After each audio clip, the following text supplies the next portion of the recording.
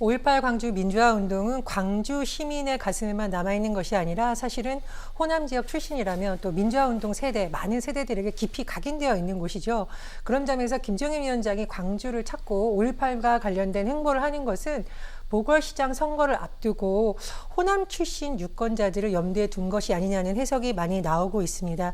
물론 역사 바로 세우기에 있어서 지역이 뭐가 중요하겠습니까마는 제가 말씀드렸듯이 워낙 상징성이 큰 지역입니다. 그래서 지금 국민의힘이 그런 면에서 많이 노력을 하겠다는 지금 강조한 것으로 보이고요. 이전에 앞서서도 김종인 위원장은 앞으로 당내 총선에서 또 호남 지역의 비례대표를 많이 발탁하겠다라는 의사를 밝힌 바가 있습니다. 근데 중요한 것은 사실 진정성이에요. 예전에 5.18 관련한 단체에서 김종인 위원장이 진정성을 보여주려면 국민의힘에서 5.18 관련한 법안 통과라든가 또 5.18 관련해서 좀 심한 발언을 했던 정치인들에 대해서 보다 단호한 징계를 해야 된다는 목소리가 나왔었는데 그 부분은 또 아쉽다는 평가도 있었습니다. 중요한 것은 유권자들이 그 진정성을 얼마나 인정해 주느냐에 달렸다고 봅니다. 그렇군요. 자, 당은 아직까지 거기에 맞춰 움직이고 있는지는 평가는 나중에 해야 되겠습니다만 일단 김종인 비대위원장, 유권자들의 마음에 이 같은 진정성을 호소하는 차원이다. 이렇게 정리를 해주셨는데 사실 어제 국민의힘 오세훈 후보가 야권 단일 후보로 선정된 이 부분을 두고 오세훈의 승리에 앞서서 김종인 위원장의 승리다. 지금 이런 평가도 많이 나오는 것 같습니다. 아무도 이 국민의힘이 후보 그 단일화에서 승리하기 어렵지 않겠느냐. 이 부분에 대해서 안철수 후보에게 많이 뒤질 때 김종인 비대위원장 3자 구도로 가도 우리가 이길 것이다 라고 단언했던 바 있는데 결국 일단은 안철수 후보를 큰 차이로 제친 거 맞습니까? 네, 그리고 한 달 전으로 시계를 돌려보면 대한민국의 모든 정치 평론가, 저를 포함해서요, 뿐만 아니라 아마 여의도에서 뭐 선수를 많이 쌓았다, 내가 정치를 좀 안다 하는 이 전현직 국회의원들 다 포함해서 오세훈 후보가 보수 야권의 최종 단일 후보가 될 거라고 예상한 사람 한 명도 없을 거라고 제가 단언할 수 있습니다. 그런 예측 자체가 사실 불가능한 상황이었는데 오세훈 후보가 당내 경선에서 나경원 후보를 꺾으면서 이변의 주인공이 된 역할도 있지만 그 이후 단일화 경쟁 국면에선 역시나 안철수가 오세훈에게 패배한 것이 아니라 김종인에게 패배했다는 그런 분석도 나오고 있지 않습니까? 이로 인해 김종인 위원장의 정치적 영향력, 보수 야권 내부에서의 어떤 존재감은 더욱더 확대될 수밖에 없는 것이고요. 본인은 4월 8일, 그러니까 4.7 재보궐선거가 끝난 다음 날 미련 없이 집으로 가겠다고 말했지만 이 대선이 이제 이 4.7 선거가 끝나면 불과 11개월 앞으로 다가온 국면이기 때문에 대선까지 킹메이커 역할을 보수 야권에서 김종인 위원장에게 맡길 수도 있는 부분이고 재보궐선거 결과가 만약 국민의힘 후보가 서울, 부산 모두 당선되는 방향으로 나온다면 비대위가 어떻게 보면 지도부에 의해서 다시금 재추대될 수도 있겠다. 또는 전당대회가 열렸을 때 김종인 위원장이 당대표로 출마하면 다른 중진급 후보들이 출마를 좀 삼가하는 방식으로 단독 출마 등 이런 추대 형식의 전당대회도 충분히 이제는 고려가 가능해진 시나리오가 된 것 같아요. 하지만 여기에 결정적인 변수가 남아있는데 김종인 위원장의 정치력이 이번에 큰 인정을 받은 건 사실입니다만 또 하나의 변수는 윤석열 전 총장입니다. 지금 잠재적으로 이 최강의 대권주자로 꼽히는 윤석열 전 총장이 본인이 그림을 그리는 보수 야권의 어떤 재편 구도가 있을 겁니다. 김종인 위원장과 함께 손을 잡고 국민의힘에 들어와서 야권 후보가 될 것인지 아니면 외곽에서 또 다른 세력을 만들어서 자기만의 독자적인 길을 걸을 것인지 이 여러 가지 윤석열 전 총장의 정치 행보에 따라서도 국민의힘이나 보수 야권 정계 개편에는 어느 정도 큰 영향이 있을 수밖에 없습니다. 그렇군요. 바로 그 지점에 지금 많은 관심이 모아지고 있기도 합니다. 일단 김종인 비대위원장의 임기는 4월 7일 보선까지입니다. 본인이 어제 회의에서도 얘기를 했다고 하는데 자신은 이 선거 끝난 바로 다음 날에 짐 싸서 집으로 돌아갈 것이다라고 확실하게 단언을 했다고 합니다. 하지만 그 말을 곧대로 믿는다 하더라도 분명히 국민의힘의 영향력을 계속해서 행사하지 않을까 이런 관측이 나오고 있기도 하고요. 국민의힘 내부에서는 좀 김 위원장을 대표로 추대하려는 그런 움직임도 상당히 큽니다. 이런 가운데 방금 이제 장효찬 평론가 같은 경우에는 윤석열 검찰총장의 향후 정치적 행보와 맞닿아 있다. 이 부분도 함께 짚어주셨는데 그러면 김종인 비대위원장 앞으로 어떤 길을 가게 되는 겁니까? 글쎄 우선은 이 재보궐선거 결과가 나와봐야 됩니다. 지금 김종인 위원장의 재추대 가능성이나 당대표 등극 가능성은 모두 서울에서도 국민의힘 오세훈 후보가 이긴다, 당선한다는 전제하에 드리는 말씀이기 때문에 네. 그렇지 않은 결과가 나오게 된다면 자연스럽게 김종인 위원장은 일단 집으로 돌아가시고 전당대회나 야권 정계 개편이 있을 것 같고요.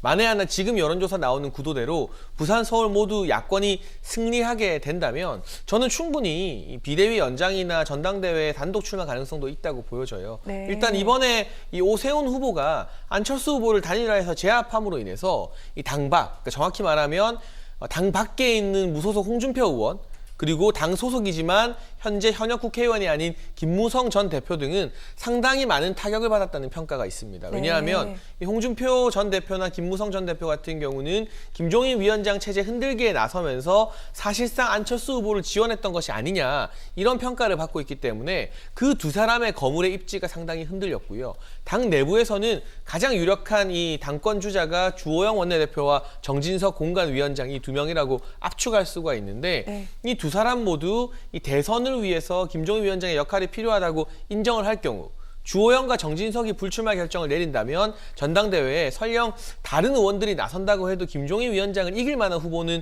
현재로서는 잘 안 보이는 것 같아요. 물론 저의 판단입니다만 그렇기 때문에 이 선거 결과에 따라서 김종인 체제가 장기화될 수도 있고, 만약 비대위가 연장되는 것이 아니라 네. 전당대회를 통해서 당대표에 등극하면 당대표 임기 보통 2년입니다. 그럼 대선 킹메이커뿐만이 아니라 대선 끝나고 몇 달 뒤에 열리는 전국 동시 지방선거에서도 김종인 위원장이 공천에 관여하거나 영향력을 행사할 수 있다는 그런 뜻이기 때문에 이 야권의 구도 그때까지 아직은 한치 앞을 모른다고 할 수 있겠네요. 그런데 김종인 위원장은 당대표에 대해서 생각 없다라고 이렇게 딱 자르지 않았나요? 어떻습니까? 나를 추대해달라는 뜻 아닐까요? 내가 하고 싶어서 네. 나서는 게 아니라 나 아니면 안 된다는 이런 말씀을 듣고 싶은 게 아닌가 싶고, 실제로 야권이 보궐에서 승리한다면 네. 그런 민심이나 여론이 충분히 반영될 수 있죠. 그렇군요. 확실히 정치인의 말은 그 뒷 배경까지 좀 짚어봐야 될 것 같습니다. 뭐 이런 해석도 있고요. 또 일각에서는 김종인 비대위원장이 일단은 당 밖에서 모종의 역할과 영향력을 행사하려 할 것이다, 이런 얘기 많이 나옵니다. 그리고 당 안에 있건 밖에 있건 윤석열 검찰총장을 이제 정치권에 들여놓는데 분명히 일조를 할 것이다라는 얘기 나오고요. 또 한편에서는 제3지대를 만들고 난 뒤 이것을 국민의힘과 통합해서 더 큰 그림을 그릴 것이다, 여러 얘기가 상당히 많이 나옵니다. 전혜연 평론가님께서는 어떻게 예측을 하십니까? 첫 번째로 제3지대에서 무언가를 할 것이라는 가능성은 매우 적다고 봅니다. 그런가요? 이번 야권 후보 단일화 과정에서 오세훈 후보가 승리를 했지만 일각에서는 이것을 국민의힘이라는 거대한 정당이 가진 실핏줄과 같은 조직의 승리라고도 평가를 합니다. 네. 내년 대선까지 시간이 얼마 남지 않았죠. 내년 대선 3월인데요. 그런 점을 봤을 때 제3지대에서 뭔가를 한다는 것은 사실 현실성이 적어 보입니다. 두 번째로 윤석열 전 총장을 뭐 보수 정당으로 껴안는다거나 이런 가능성은 남아 있는데, 저는 어떤 점을 좀 유심히 보냐면요, 김종인 위원장이 가장 강조하는 단어 중에 하나가 시대 정신입니다. 오죽하면 오세훈 전 서울시장이 아직 후보가 되기 전이죠, 무상급식 투표 옛날에 했던 것에 대해서 빗대어서 죄송합니다만 그대로 옮기면 바보 같은 짓이라고 날카롭게 비판한 적이 있어요. 네. 그리고 오세훈 전 서울시장도 그것을 인정을 했습니다. 네. 그 이유가 당시의 시대 정신을 당이 제대로 읽었느냐, 그러니까 무상급식으로 대변되는 복지에 대한 흐름을 잘 못 읽었다라는 점을 지적한 것이지 개인에 대한 비판을 한 것은 아니었거든요. 그래서 아마 김종인 위원장이 윤석열 총장을 유심히 보면서 이 사람이 과연 앞으로 대한민국 5년에 대한 시대 정신을 담을 수 있는 인물인지를 굉장히 까다롭고 면밀하게 본 다음에 결정을 하지 않을까 싶습니다. 그렇군요. 자, 여러 가지 예측과 전망이 나오고 있는 가운데 또 한 가지 시선이 모이고 있는 지점이 있습니다. 국민의힘, 일단 이번 보궐선거에서 승리를 해야 됩니다. 승리하지 않는다면 뭐 야권의 정계 개편 이런 데 있어서 김종인 위원장뿐만 아니라 국민의힘의 존재 자체도 희미해질 수 있는데, 그렇기 때문에 선거 승리를 위해 일단 노력을 해야 되는 지점, 바로 이제 공동선대위원장을 맡기로 한 안철수 국민의당 대표와 화학적으로 결합을 잘 해내는 일입니다. 그래야지만 시너지 효과 등등을 얻을 수 있는데, 오늘 안철수 대표가 국민의힘 의원총회 현장에 나타났습니다. 빨간 넥타이까지 매기도 했는데 앞으로 안철수 대표의 행보, 그래서 더 주목이 되는 점도 있긴 합니다. 평론가님, 사실 제3지대, 윤석열 총장 이런 부분에 있어서 안철수 후보가 먼저 얘기를 했던 지점이 있는데 앞으로 어떤 행보를 보이게 될까요? 일단은 선거를 열심히 돕겠다고 했으니까요. 굉장히 열심히 하리란 약속은 잘 지키라고 봅니다. 그러나 저는 이 빨간 넥타이 어디서 많이 본 장면 같지 않습니까? 예전에 문재인 후보에게 노란색 목도리 매줬었고요. 바른정당의 유승민 대표에게는 줄무늬가 있는 목도리를 두 사람이 또 같이 하고 나오기도 했고, 또 과거에 녹색과 하늘색 목도리를 야당 대표들끼리 또 같이 하고 나오는 그런 우위를 과시한 바 있습니다. 근데 제가 좀 봐야 된다는 점은 정치인의 결합도 중요하지만 유권자들이 시너지를 낼 수 있냐가 가장 중요한 대목입니다. 그래서 보통 우리가 안철수 국민의당 대표만이 가지고 있는 좀 특색을 중도로 흡수할 수 있는 가능성이라고 많이 평가를 했었는데, 이 중도층이라고 불리는 인물들이 과연 오세훈 국민의힘 후보에까지 연결되느냐, 이 지점이 사실은 굉장히 중요한 것이라고 보고요.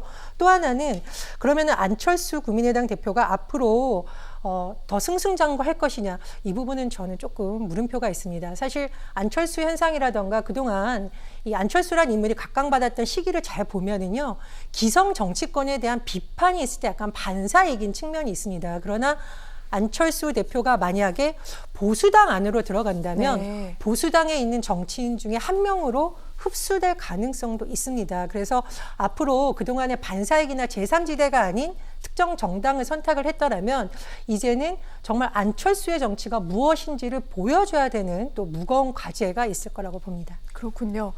어떻게 보면은 본인이 갖고 있는 한계를 드러냈다, 이렇게 평가할 수 있을 것 같은데, 물론 안철수 대표 측에서는 이 같은 평가 좀 서운할 수 있겠죠. 물론 좋은 평가도 있습니다. 이번 야권 입장에서는 이번 보궐선거 야권 우세 구도로 가져가는 데 있어서 불쏘시개 역할을 했다라는 그런 평가 나오고 있고요. 그동안 보여주지 못했던 정치력에 있어서 좀 발전한 모습을 보였다, 이런 얘기가 나오고 있기도 한데, 앞으로 안철수 대표 어떤 행보를 보이게 될까요, 평론가? 물론 이 정청래 의원 같은 경우는 안철수 대표가 불쏘시개 역할을 했다, 내 예언이 맞았다고 했는데, 그런데 역으로 불쏘시개도 아무나 하는 건 아니거든요. 이를테면 정청래 의원이 이런 광역자치단체장 선거에서 불쏘시개 역할을 할 수 있을까요? 동의하는 사람들 많지 않을 겁니다. 어찌되었건 야권 경선의 판이 이만큼 커진 데에는 안철수 대표의 이른 참전이 절대적인 영향을 끼쳤었기 때문에 거기에 대한 공로가 분명히 인정이 될 것 같고요. 안철수 대표가 지난 여러 번의 이 다른 정치 행적에서의 단일화와는 다르게 이번 단일화에서 졌음에도 불구하고 이렇게 적극적으로 나오는 건 만약 오세훈 후보가 승리하고 야권 정계 개편이 일어난다면 본인의 어떤 지분, 본인의 공로가 인정받을 가능성이 있다고 판단했기 때문일 겁니다. 그리고 이제는 완연하게 어설픈 제3지대, 어설픈 중도가 아니라 중도를 기반으로 하고 있지만 보수와 함께하겠다는 뜻을 어떻게 보면 마지막 승부처처럼 던졌기 때문에, 그런 메시지를 강하게 국민들 앞에 내보였기 때문에 당장 다음 대선에서는 또 어떤 기회가 열릴지 모르는 것이고요. 그 다음 대선에도 안철수 대표 아직 젊기 때문에 여러 기회가 남아있다고 보여집니다. 결과적으로 안철수 대표의 미래도 이번 야권의 4.7 재보궐선거 결과에 달려있는 것이고, 아마 누구보다 적극적으로 유세차에 타고 선거 지원 운동을 할 거로 예상이 됩니다. 그래야만 이 정치인 안철수가 가지고 있는 약점, 사회성이 좀 부족하고 주변에 사람이 남지 않는다, 이런 약점을 좀 극복시키는 계기가 될 수 있기 때문이죠. 실제로 저는 오늘 아침 국민의힘 의총에 안철수 대표가 빨간색 넥타이를 하고 나타난 장면을 보면서 많이 놀랐는데, 우리가 익히 알았던 그 안철수의 모습과는 달라진 게 분명합니다. 이번 패배에서 끝나는 것이 아니라 절치부심하겠다는 각오가 대단히 느껴지는 것 같아서요. 지금 현재 단일화에서 패배했다는 이유만으로 안철수의 정치 생명이 끝난다고 단언하기에는 조금 섣부른 감이 있는 것 같습니다. 그렇군요. 앞서 전 평론가님과 또 장 평론가님, 이렇게 좀 약간 결이 다른 평가를 해주셨는데, 이런 가운데 궁금한 내용이 있습니다. 안철수 대표는 이렇게 지금 보수 쪽으로 우클릭을 한 상황이고요. 국민의힘은 모르겠습니다만 김종인 비대위원장은 국민의힘을 중도로 끌어내기 위해서 지금 노력을 하고 있는 중입니다. 이런 가운데 그렇다면 어찌됐건 대권 구도라던가 우세한 구도로 가기 위해서는 시너지 효과가 나야지만 되는데, 국민의힘, 안철수, 김종인, 앞으로 이 부분에 대해서 융합을 잘 할 수 있을지 각각 좀 질문을 드리도록 하겠습니다. 평론가님은 어떻게 예측하십니까? 물론 이 안철수 대표와 김종인 비대위원장 사이에는 감정의 골이 상당히 생겨버렸죠. 이 같은 앙금을 극복하는 게 쉽지는 않을 겁니다. 그런데 정치라는 게 어제의 적이 오늘의 동지가 되고 오늘의 동지가 내일의 적이 될 수도 있는 건 아니겠습니까? 대의와 명분이 있다면 두 사람이 아주 막역한 사이는 되기 힘들다 하더라도요, 충분히 공동 전선을 꾸릴 수는 있어요. 네. 오늘도 김종인 위원장은 호남을 방문해서 5.18 묘역에 참배를 했고요.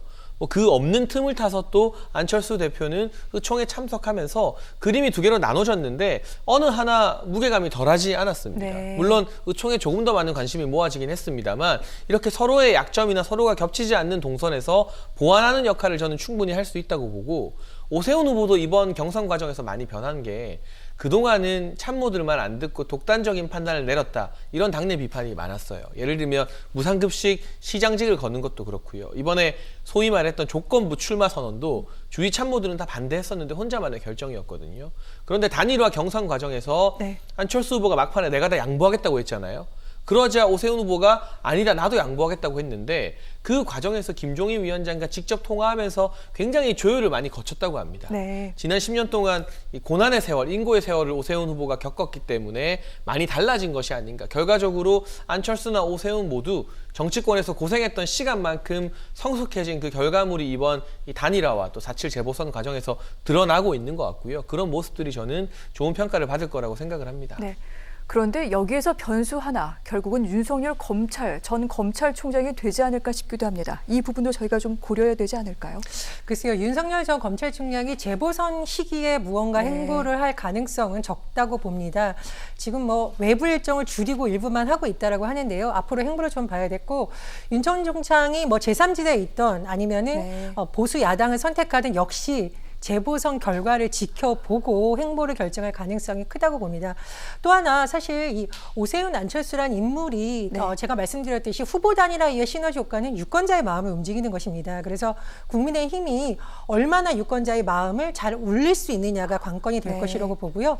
두 번째로 이번 보궐선거는 평일에 열립니다. 네. 그렇기 때문에 적극 지지층을 투표장으로 끌어나오는 것도 관건이 될 것이라고 보거든요. 근데 제가 선거를 지켜보면 항상 어느 정당이든 너무 과열돼서 좀 상식에 어긋나는 발언을 한다던가 캠프에 있는 분들이 유권자에게 실망을 주는 일을 하고 있는 경우가 가끔 있습니다. 그래서 저는 여당도 야당도 네. 이번 선거는 누가 잘하냐 이런 점도 중요하고 누가 못하지 않냐 이 점도 굉장히 중요한 변수가 될 것이라고 봅니다. 알겠습니다.